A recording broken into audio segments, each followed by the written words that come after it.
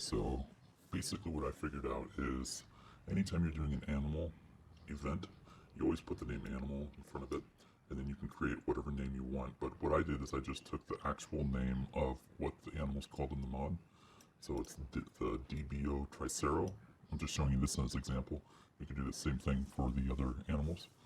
But if you were to do the raptors, just do the raptor name here, and then the children would be the other raptors if you want them all to run together. But the reason the game knows how to pull that animal and put it in the area, even though the area says graze. See how this one says graze or hunting ground? That's just, don't even worry about that basically. Just leave them as they are here.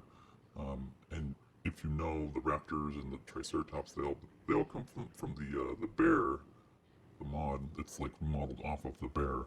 So what I did is I changed my event like this, and then into the environment, you're going to add it up here. So for instance, the triceratops, just do exactly like this. Tricero territories, that's what you're going to name your territories folder, your new one that you create. So my triceratops, see how up here the name is tricero territories.xml, so that now the game knows to use this in your event by going from here. So it's going to automatically pull your areas off of this. But how it knows to use the bear hunting ground and graze and stuff like that is because right here, if you look right here, see how this is like the original bear? What you do is you just copy this. See how it's Bliss Bear Group? You want it to say that, so you set the behavior of the animal so that it mimics off of the bear's behaviors. And then what I did is, so see how I wrote Triceratops or Tricero territories to match this one up here, and right above that for the name, it's DBO Tricero without animal in front of it. So when you're in your event, it knows to use DBO Tricero. It knows it's an animal style event, so it's going to automatically pull the graze and the hunting ground information. It'll just use these coordinates here. So what I did is I went to the bear territories, pulled that off of the, just copied it, and then what I did is I opened up iSurvive, and I kind of just looked around in areas where I wanted them to spawn. So I'd, hover your mouse where you want it to go on iSurvive, and then kind of look at the numbers. So I was like looking for a 13,000 by 13,000 area, but I didn't want to take the bear territory. But by doing that and finding where the 13,000 area is, you can take this number right here, see the territory color, and you can copy this whole thing here, paste it on your actual Triceratops area right here. Now you have the actual correct color for the map of where you want it to go, but you're not copying these, you're creating your own. So you might be like, I want it to spawn 13,100 by 13,100, or something around the 13,000s. Or say you want it to spawn somewhere else on the map, so you say, okay, I want it to go to the top left corner of the map. It might be 1,000 by 13,000 or something, but all you would do then is just go through here to find the 1,000 by 13,000 area.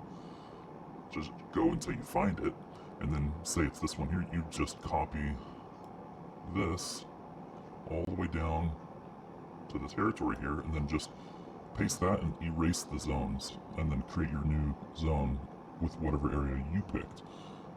You probably already know how to do that, but I just wanted to touch base on what I figured out and how it works. The spawnable types here, you always want to add your animal in here and put a paper rag. For some reason, that's what it asks for.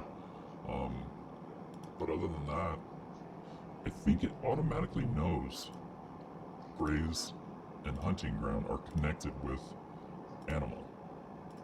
I think that's exactly how it works. I was super confused at first because I used to have some territories for zombies, and it wouldn't say like, it wouldn't say graze. It would have an actual, how the zombies have their own on here, which is infected, I believe. So you would have one be like, let's see. So like super horde, I created the super horde here for my black market, but basically what happens is you say infected, and then I created the name super horde 1, and then on my zombie territories, I put my infected super horde 1, but it wouldn't have all of those water, grays, this and that. It would actually say the super horde 1. So zombies are different than animals. That's what I gathered. But yeah, if you have any questions, just let me know. It's pretty simple once you kind of get that concept of how they connect. It's just those files. So your territories, your event, and your environment. Spawnable types is just so that they can spawn. So for some reason they need that. I don't know why exactly, but I just added them on there. And then if you want an easy way to do it, an easier way to do it, rather than going on iSurvive and stealing, or not stealing, but finding the location color that goes with whatever location you want them to spawn in, you could technically, if you wanted to, just grab this entire section here, copy this whole thing into your new Triceratops territories and paste it in, but you would want to delete this one out of your bear territories so that your bears don't spawn at the same exact location as your new animal or your new dinosaurs. I don't know if it would double them up and have them both spawn at the same spot, but it probably would get hectic if you want to keep them separate.